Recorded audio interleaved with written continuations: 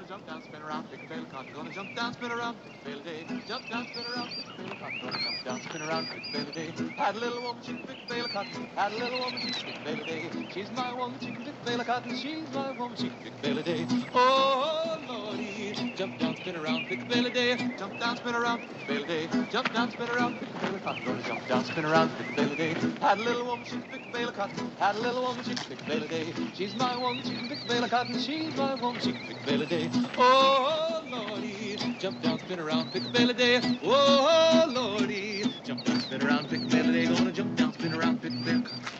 Gonna jump. Howdy. Good morning. Morning. Mighty nice day. Yes, it is. Mind if I ask a personal question? No. Well, what are you doing up in the tree? Oh, well, the baby bird, it fell out. Have you thought about how you're going to get down out of the tree? Down? Oh, well, Here, let me help you. I'll give you a little hand. You gotta trust me. There you go. Get your hands off my daughter!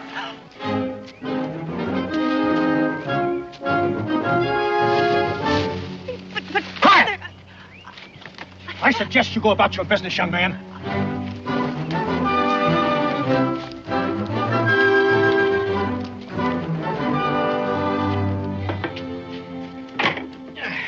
Fair weather friends. That's all they are, every last one of them. Well, Cincinnatus, it's plowing time, and you can't expect farmers... I can't expect a darn thing ever since they passed that blasted whiskey tax. Ever since I emptied that last keg of whiskey, there ain't been nobody in here but females. Ben, you don't suppose they'd repeal that there fool law, do you? Well, I was down to Salem the other day, and I hear folks talking that Congress just might be changing their mind about that there tax. Yeah. Howdy.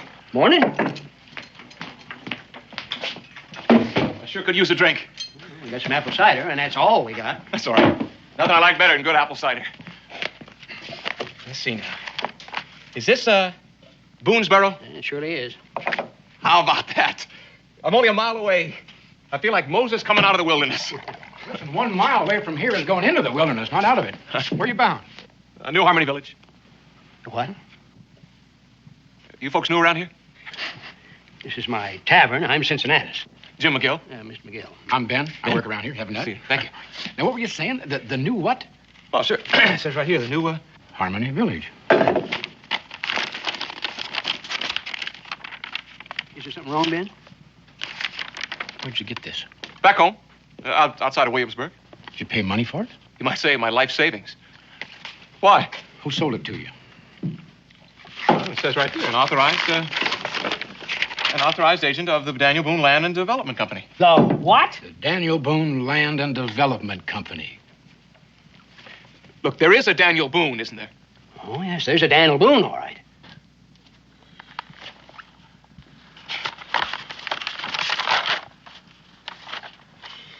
It's a complete swindle. That's a fact. Yeah. And a forgery. Reckon so? Well, I don't know. We'll have to do something. We? It's your land and development company. It ain't ours. A friend in need. I don't know what to say, Jimmy. It's just nothing. I've been carrying this thing for a good long 300 miles, Mr. Boone. Been keeping it dry in all kinds of weather, and every time I camp, I read the print clear off the page. You might even say I know it by heart. But look, that's your name, right? Cincinnatus, you got a quill around here someplace. Right over here, Daniel. Jimmy, this is my signature.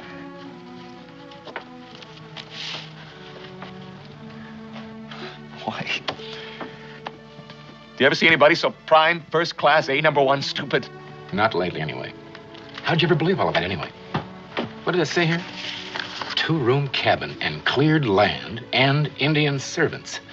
How come you left that part out about the blue-eyed, curly-headed blonde wife, huh? Oh, no. You didn't read the small print. I need to rub it in, Ben. I guess I got it coming. But when I dream, I really dream, don't I? I don't suppose there'd be any chance of finding the swindler who... Not likely to be waiting around for me. Thanks anyway, Mr. Boone. Jimmy? Better go see if I can find a way to earn my supper. All here's your map. Yeah, that is a strange one, Daniel. Yeah. You know, he's not your responsibility, Daniel. Oh, I know it, Ben. He took it like a man, didn't he? Yeah, he did. Put yourself in his place. I sure wouldn't mind. What is Rebecca cooking up for supper anyway? Always thinking about your stuff. Yeah. Daniel Boone was a man, yes, a big man. With an eye like an eagle and tall as a mountain was he. Daniel Boone was a man, yes, a big man. He was brave, he was fearless, and as tough as a mighty oak tree. From the coonskin cap on the top of old Dan to the heel of his rawhide shoe, the rippinest, roaringest, fightingest man the frontier ever knew. Daniel Boone was a man, yes, a big man, and he fought for America to make all Americans free. What a Boone wanted to do and what a dream come true was he.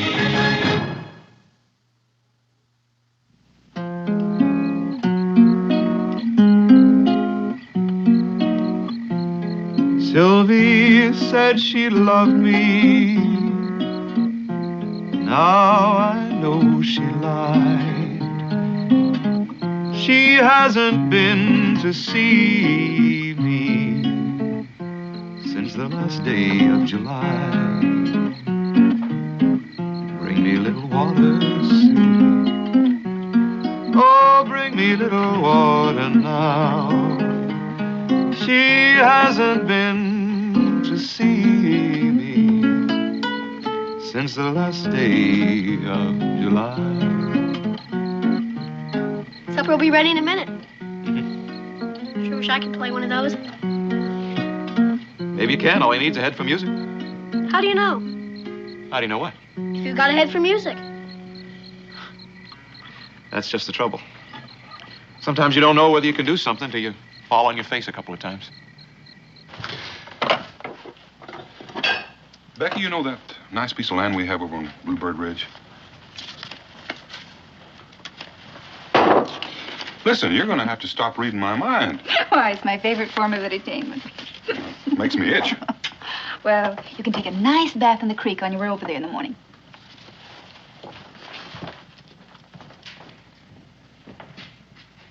Jimmy, come in here.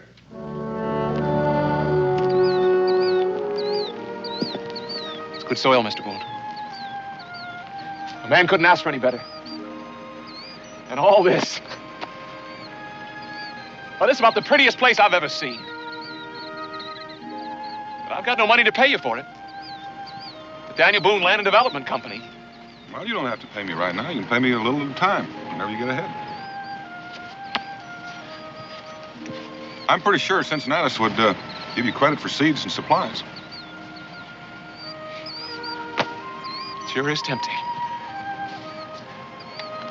Tell you what, let's go see Cincinnatus right now. No, sirree. I ain't hanging that thing in my tavern, and that is final. I was told you'd seen the light, Cincinnatus. You aren't selling any whiskey, are you? You can just stop that smirking at me, Amos Brown. If I ain't selling any whiskey, it ain't because of your pits of hell. It's because of that dead blame whiskey tax. Well, it's a comfort to know that the Congress is there to place a restraining hand on the arm of the intemperate. If there was one thing I thought I'd get out of all this, is not listening to one of your fool lectures. Now, all due respect to you, Miss Charity, that is one of the finest jobs of sampling making I've ever seen. But this is a tavern, and I am a tavern keeper. And you know what the first job of a tavern keeper is? Have you selected what you want, daughter? Yes, Father. It is selling whiskey. How much? Oh, $1.50. Well, howdy, Cincinnatus. Channel. How are you? Hey, Jimmy? Amos, Miss Brown would like you to meet your new neighbor, Jimmy McGill. Neighbor? Mr. Brown farms the other half of Bluebird Ridge. Yes, we met on the trail yesterday, but we weren't introduced. Oh, and this is Miss Charity Brown. Do you mean this young man has purchased that land? Well, Amos, we've entered into sort of a long-term arrangement. Well, I guess it makes it all complete. I beg your pardon. Why, just that I found out the prettiest girl I ever saw lives on Bluebird Ridge. Do you have a family, Mr. McGill? A wife? Oh, no, sir. No, I'm by myself. Perhaps, Father, Yes? perhaps Mr. McGill would like to take his meals with us until he gets settled. Since we're his closest neighbors. I'm sure Mr. McGill can fend for himself. Come along, Charity.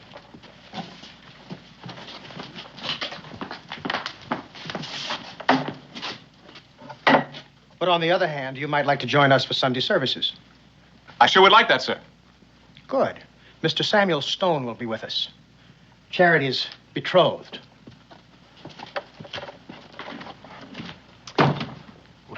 Father, Yes, daughter. why did you say that Samuel Stone was my betrothed? Because he soon will be. But I don't like Mr. Stone. Don't be foolish, child. Samuel Stone is an upstanding, God-fearing young man. How can you not like him? He never smiles. If Samuel isn't frivolous, it's because he spends a good deal of his time wrestling with the devil.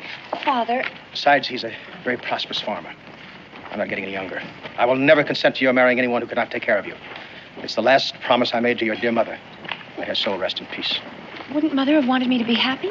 I know she would not have liked this unseemly discussion. Yes, Father. Well, there you are. Well, drat that Amos Brown. He left that thing here on purpose. I know he did. That's kind of pretty. Did Charity stitch that?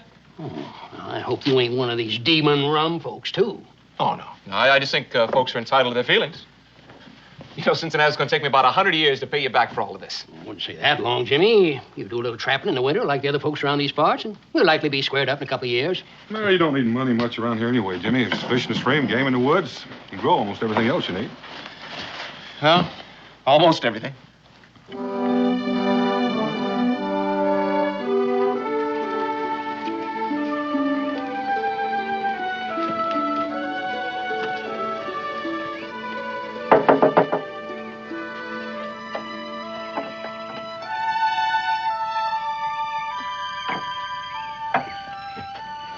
You forgot this. I thought I'd just drop it by. Oh, thank you very much. Mr. Brown, you have a very nice house. Thank you. You seem to be a very sensible young man, Mr. McGill. Why, thank you, sir. So it should be easy to make you see things clearly. Charity is spoken for. But even if she weren't, well, I take it that that mule is the sum total of your worldly goods. I may not have many worldly goods, Mr. Brown, but I do have a good pair of ears. You all feel free to drop by my house anytime. What house? That's right. I really forgot I don't have one yet. So long. And that, my dear daughter, is that.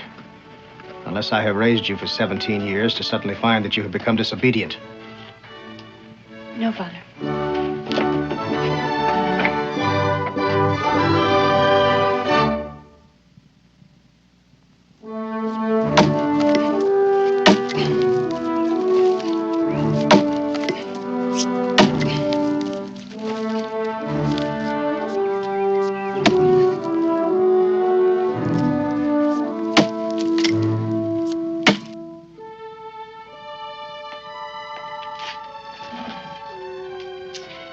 You don't suppose Mrs. Samuel Stone will be allowed to have a looking glass either, do you? Miss Charity Brown, you are a sinful young woman. You must strive harder for perfection. Oh, but Mr. Stone, it was just the teeny-weeniest little smile.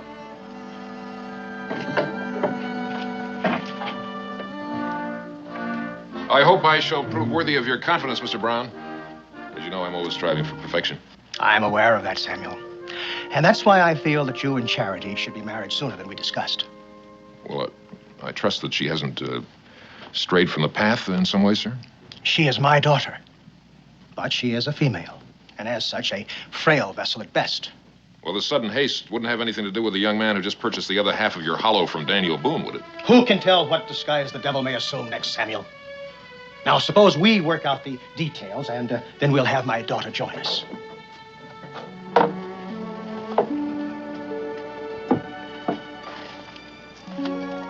Dear Lord, I've always tried to be your faithful servant, and I'll always do the very best I can. I'll marry Samuel Stone tomorrow, if that's what Father says, because I do honor my father. I do. Just let me have 1 hour, Lord. 1 hour of... 1 hour of what, Charity Brown? Maybe he is the devil in disguise.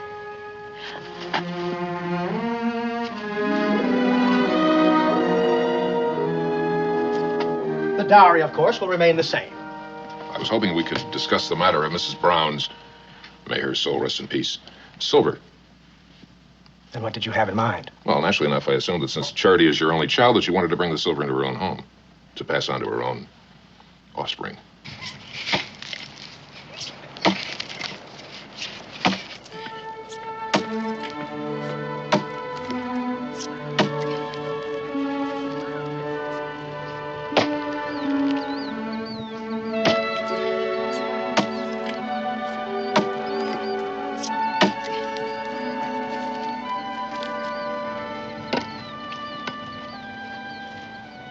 Howdy. I thought you might like some bread. I just baked it. No, wait a minute. Why don't you stay and share it with me? Well, it's not seemly. I guess that wouldn't be right. I was just trying to be neighborly, not familiar. Well, of course. I understand. Out here on the frontier, a person has certain obligations to new settlers, but only so far, don't you think? Well, definitely. Oh. As a matter of fact, since I'm new in the area, I'd appreciate some of your views on that subject. For example, you could tell me about some of my neighbors. Now, I've met Mr. Boone and all his kin, Ben, Cincinnatus, you, and your father. And, well, I just think a fellow should know more about his neighbors, don't you? Yes, I suppose so. For example, tell me about Mr. Samuel Stone. Just for example, is he a real nice, neighborly type fellow? Well, Well, that's very interesting, Miss Charity, but it's not very informative. well, you see, Look, maybe you could talk a little better if we went over and sat down, huh? well, maybe just for a minute.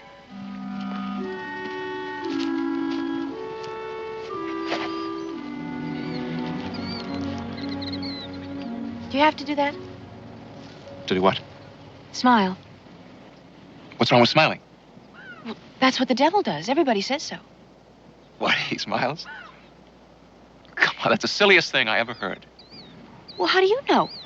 Because it just is. Smiling is a perfectly natural thing. It's like grass growing. Why don't you try it? Oh, Father would be ever so annoyed. Oh, come on, just one little smile. I'll thank you to remember I'm only staying here to help you get settled, Mr. McGill. I'll have nothing to do with any frivolity. No more smiling. Well, what were you saying? No, you were telling me about all my neighbors. Oh, yes, Mr. Samuel Stone. Well, Father just dotes on him. You mean on his money? I am leaving right now. No, don't do that. I didn't mean what I said. I just got a little riled up when your father said, when he talked about the sum total of my worldly goods. Well, he's just looking after my welfare. I know, but what about you? I don't understand. Well, your welfare is one thing, but you're another. I still don't understand. Look, if I had a canary bird and I was concerned about his welfare, I probably would put him in a cage, and then I'd be sure that he'd be fed and watered and everything. Now, but if I really cared about that canary bird himself, well, that's another matter altogether. Well, then what would you do? Well, if you were a canary bird, what would you want to do? Sing and fly around? Right. Now you got it. But I'm not a canary bird. Maybe not, but you got some awful pretty feathers. Why don't you take that off? Goodness. See, I told you could smile. Oh. Please? What if I ran up behind you and just grabbed it off? I'd cross my heart and you'd just disappear in a puff of smoke. You give me back my bonnet this instant, you devil, you. Well, if you really thought I was the devil, you'd be a little more scared. I am so scared that... Oh, no, you're not. What?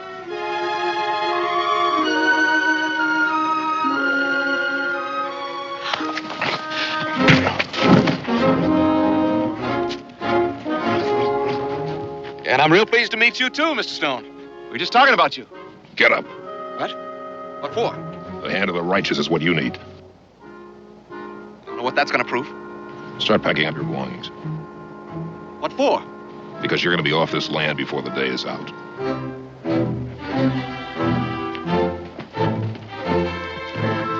I don't know how you're going to manage that, Mr. Stone. I like it here.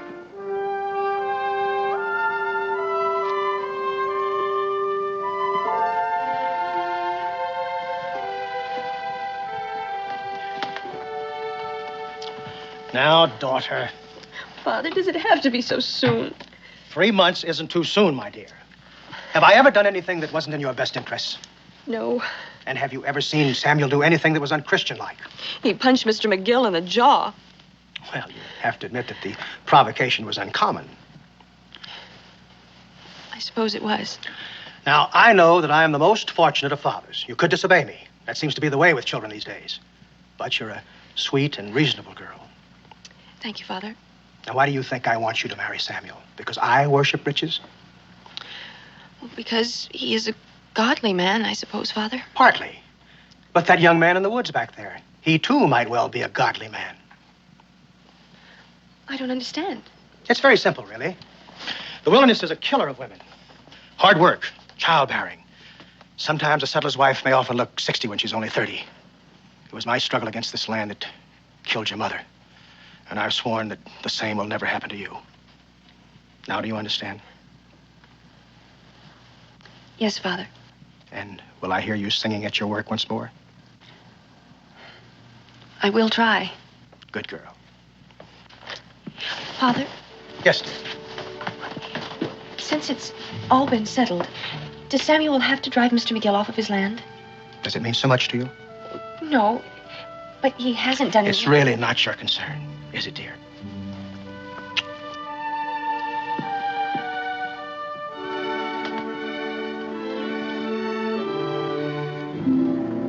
Samuel, I'm afraid I've already sold that land. You mean papers have already been signed? No, but I've given my word. I'll give you twice the price. You don't seem to understand what I said. I said I'd given my word. 3 times the price. Samuel, you don't need that land. Jimmy McGill does. I'm not concerned with that person's needs. I'm making you a business proposition. And I'm turning you down.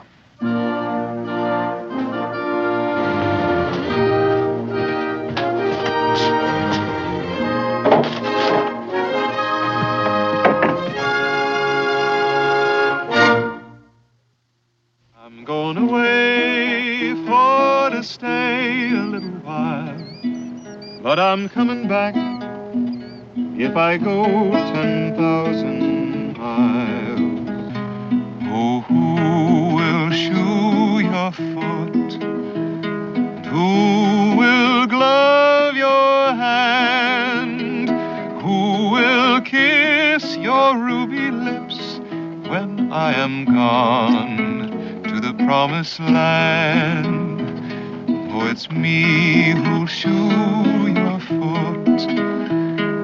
It's me who'll glove your hand. And it's me who'll kiss your ruby lips when I am gone to the promised land. I'm going away for to stay a little while, but I'm coming back if I go 10,000 miles. I'm going. Take you 10 years to clear the land at this rate. I know it. Hey, just what did you do to Samuel Stone anyway? I kissed Charity Brown on the cheek. Why? Well, he tried to buy your note last night from Daniel. Offered him 2-3 times the price for it. He didn't sell it to him. No, Daniel wouldn't do a thing like that. Doesn't matter anyway, I guess.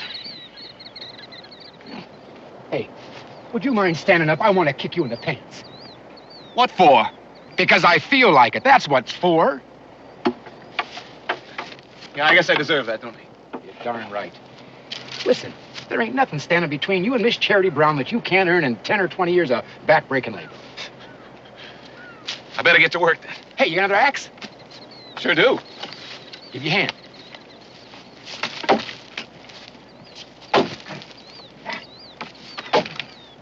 Hey, Ben. Yeah. What would you think about a fella abandoning his principles. Yeah, it depends on the principles. Well, suppose it was for a just cause. Well, depend on the cause. Not very much help, you know that? What are you thinking now? I'm about to break a solemn vow. You want to come? No, sir. I can't let you do it. It just ain't legal. Cincinnatus, whatever do you mean? What have I asked for that was illegal? Look, some sugar, some yeast, and some kettles. Why, it sounds downright wholesome to me. Do you think I was born yesterday? Sometimes it pays for a fellow to pretend like he was. Why don't you just come out and tell me what you mean? Since you were just born yesterday, you wouldn't understand anything I was saying anyway, now would you? Cincinnatus, it sure is lonely around here.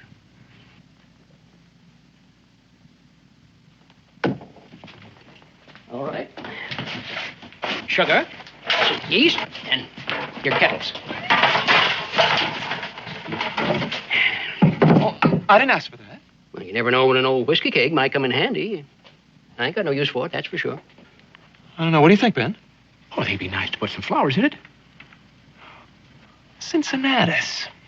I'll plant some nice flowers in it, and when they're growing real good, I'll bring it on back, and you can sort of use it to dress up the place. Jimmy, I can't tell you how happy that makes me. Hey,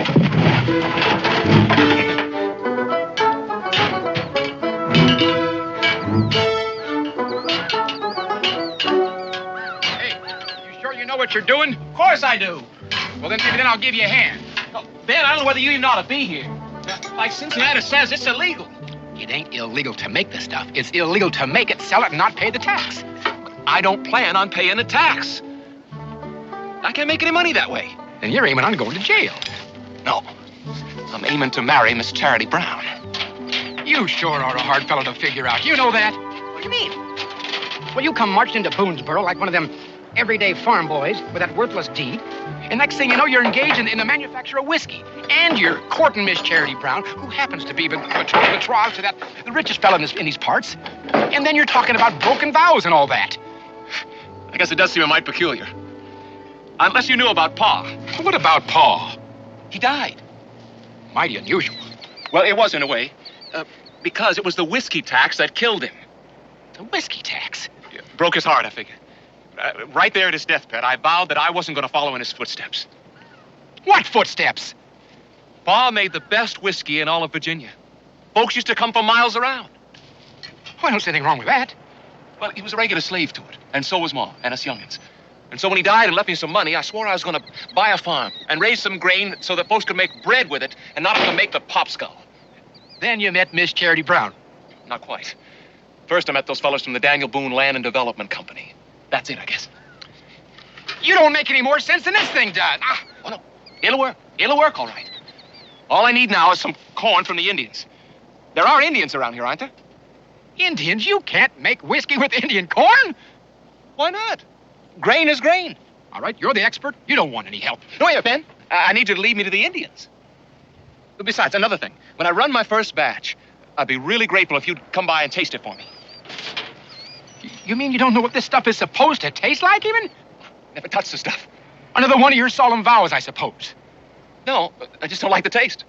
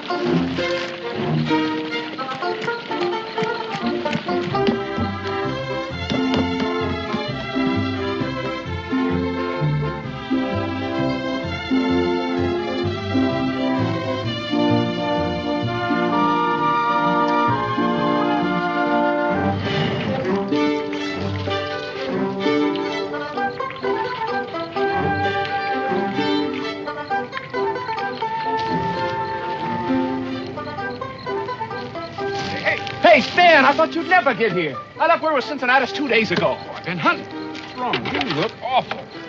Take a cup. Smells like whiskey. Of course it smells like whiskey. Taste it. I ain't sure that's a real sensible thing to do, Jim. Look, Ben, Charity Brown is going to marry Samuel Stone next Sunday. Jimmy, even if you had liquid sunshine in here, you ain't going to make enough money off of it to stop that wedding by Sunday. Will you just taste it?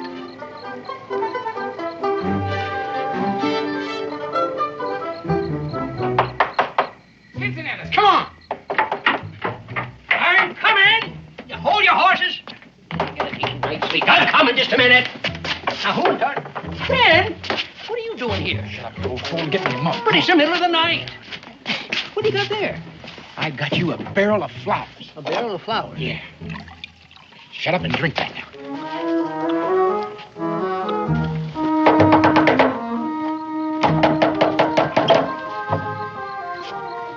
Don't look like it's trouble. Well, there is and there ain't. If you're not too busy, Davin, we'd like to talk with you a minute. Well, I don't reckon you consider sleeping as being too busy. Now, just come on over here, huh? It's a mite early, isn't it? More like late than early. Well, I take it's important that I take a drink of this right now. It is.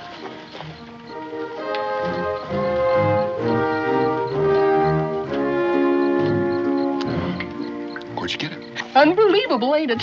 You'll never guess what it's made out of. All right. What is it made out of? Indian corn. Indian corn? I suppose that's possible, but where? Jimmy McGill. Brought it from Virginia. No, he made it right up there on Bluebird Ridge. Himself. And here, I thought he was a farmer. Well, he is, but he's got this problem. Ben, you tell him. Jimmy didn't even taste it. That's right. He hates the stuff. He made it for Miss Charity Brown. Charity Brown. I don't know what you're talking about. Maybe I'm still asleep. Charity Brown? Well, yeah, you know that Miss Charity Brown is going to marry Samuel Stone next Sunday. Well, you know, it's her pa that's again her liking Jimmy. If Jimmy ever had any money, why, her pa might look at things a little bit different. That's the only problem. Jimmy's got no money. That's why he made this still up there in the hill. I see.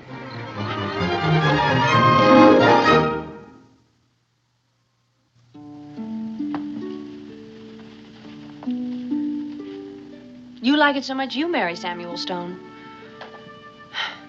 Oh, I know.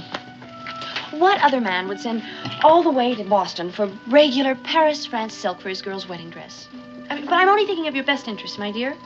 You'll have nothing to do but fancy stitching, and you'll spend your evenings watching Samuel strive for perfection. What do you say? I say if he has so much fun with the devil, what would he want with a wife? Why don't we take this wedding dress and give it to some poor, deserving orphan? Go away. No. Will you please go away this instant? Why don't you scream? Just exactly what is it you want, Mr. McGill? I want you to call me Jimmy. In the middle of the night? It's as good a time to start as any. Are you going to leave, or am I going to have to... Scream? We've been through that. Well, then, just what is it you want, Mr... Jimmy. Jimmy. I want you to come over here and give me a kiss. What? You heard me. You want me to leave? Well, I certainly do. One kiss. Off I go.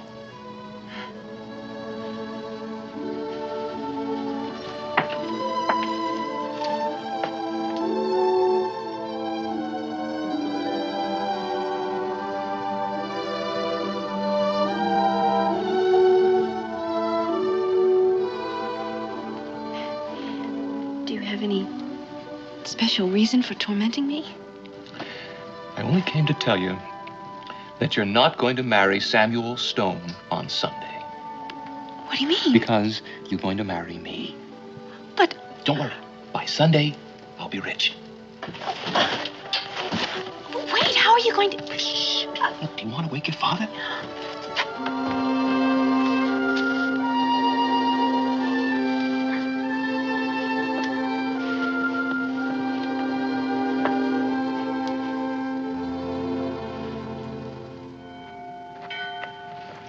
He'll be late. I know he will. You don't reckon he got lost? Lost?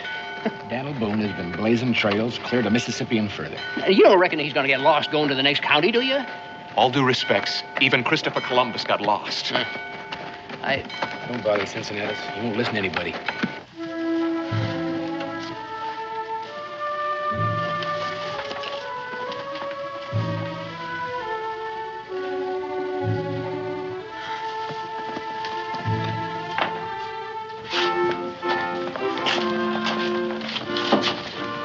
I can't wait much longer, Mr. Stone. I'm sure they'll be along directly.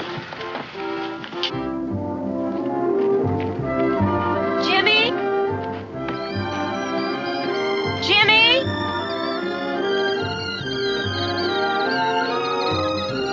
Jimmy?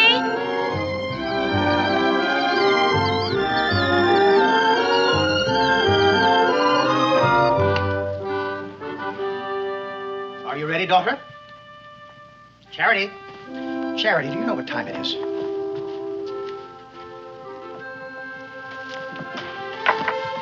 In heaven's name, where have you been? I was just looking around for the last time, Father. But you'll be here often, my dear. Yes, but it won't be the same, will it? Oh, come, child. You don't want to be late to your own wedding, do you? No, Father. Now, come, let's go.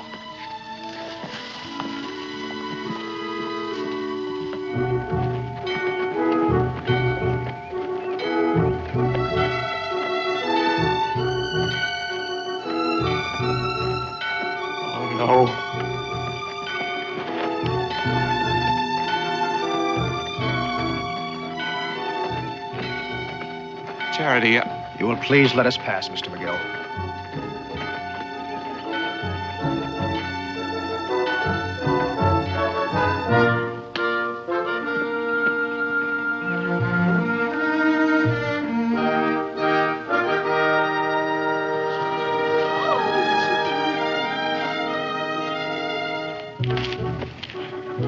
It just ain't like Daniel. He should have been here.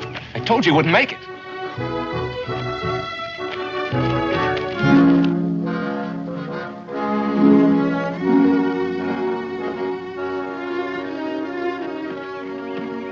Do you, Samuel, take this woman, Charity, to be your lawful wedded wife, to love, honor, and obey, in sickness or health, till death do you part?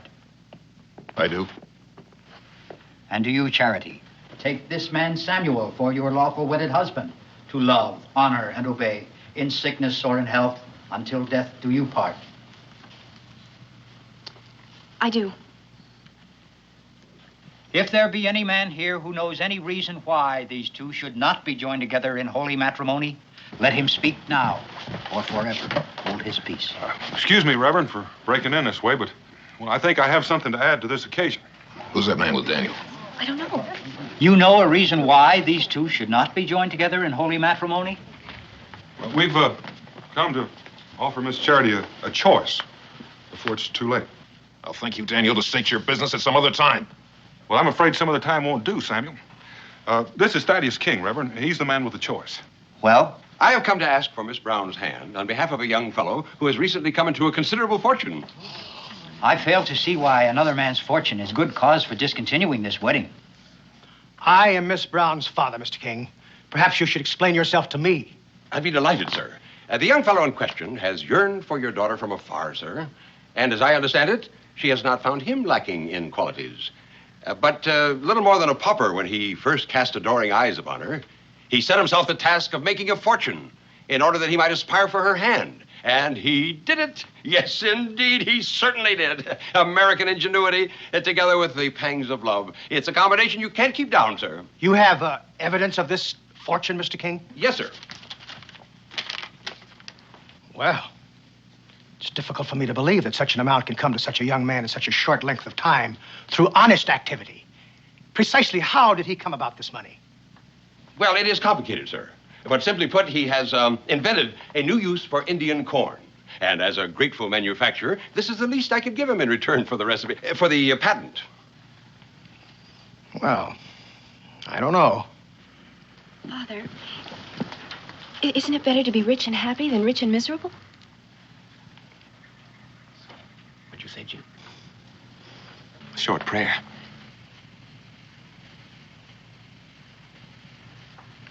Well, he is an upstanding young man. And he is God-fearing. You have my blessings, my dear.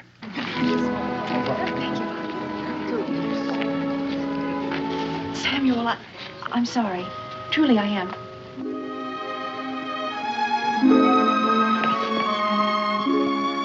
I'm sorry for what I said, Mr. Boone. What? Well, about Christopher Columbus.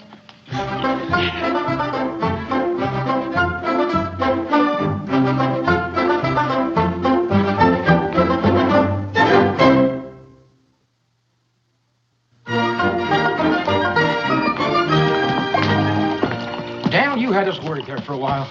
Well, it turned out all right, didn't it, Ben? Yeah, it did. You know Thaddeus King. No, but I'd like to. Patty. Nothing I like better than a happy ending. Well, I'd be a lot happier if they just get rid of this dad-blame whiskey tax. Well, that's it. They just did. Oh, I tell you, they took the heart out of me when they passed that ridiculous tax. But yesterday I get word that it's been repealed, and Daniel here comes along with a jug of the best tasting whiskey in the whole world. I tell you, it is the happiest day of my life. Yeah, Dan. I can just see millions of beautiful jugs of it. What are you going to call it, Thaddeus? Well, doesn't matter. I'll think of something when I get home to Bourbon County. To the bride and groom. To the bride. Hey.